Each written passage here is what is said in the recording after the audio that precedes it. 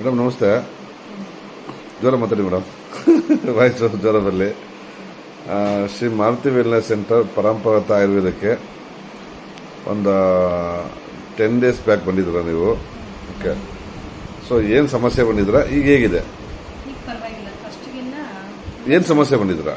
ಕಾಲು ನೋವು ಜಾಸ್ತಿ ಆಗ್ತಿದೆ, ಓಡಾಡೋಕ್ಕೆ ಆಗ್ತಾ ಇಲ್ಲ, ಹಾಂ. ಹೆಜ್ಜೆ ಇಡಕ್ಕೂ ಆಗ್ತಾ ಇಲ್ಲ. ಓಕೆ.